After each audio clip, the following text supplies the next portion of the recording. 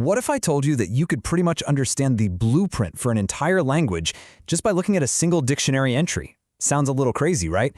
Well, in this explainer, we're going to do exactly that. Let's dive in. Seriously, how is that even possible? How can one single word hold the key to a whole system of communication? Well, you're about to see that the answer has kind of been hiding in plain sight this whole time. So, the word we're going to put under the microscope comes from the Simple English Wiktionary, and it's a word we all know, protest. But, as you'll see, this entry has a lot more than just a definition. It's holding a secret. Okay, let's start with the basics. First up, we've got protest as a noun. It's the thing, right? The action itself. Like in the sentence, there will be a protest in the street tomorrow. Simple, clear, we all get it. And now for the verb. Here, the meaning shifts from being the event to being the action. To protest is to say loudly or strongly that something is bad. So you go to a protest, but you protest something.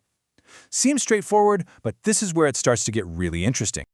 But wait, there's another layer here, the pronunciation. It's not the same for both. When it's a noun, the stress is on the first syllable, protest. But for the verb, it jumps to the second, protest. That tiny shift in sound completely changes the word's job in a sentence. It's a subtle detail, but it's absolutely crucial. Okay, so we've got a noun, we've got a verb. But I promised you a secret, right? A clue that's hidden on the dictionary page itself.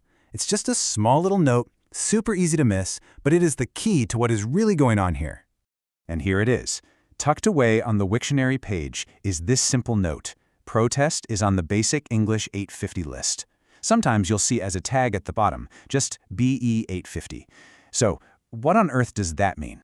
This is the question that changes everything. We started by looking at one little word, and now we've stumbled onto this Basic English 850 list. This is the real story we're here to uncover.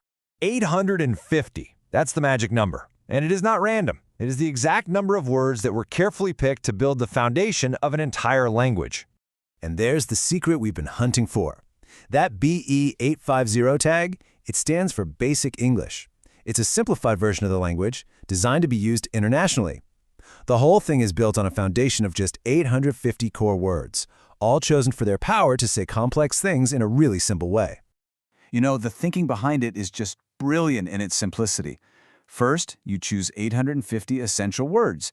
Then, you create a handful of simple rules for how to use them, and what you get is a really powerful tool designed for clear, global communication.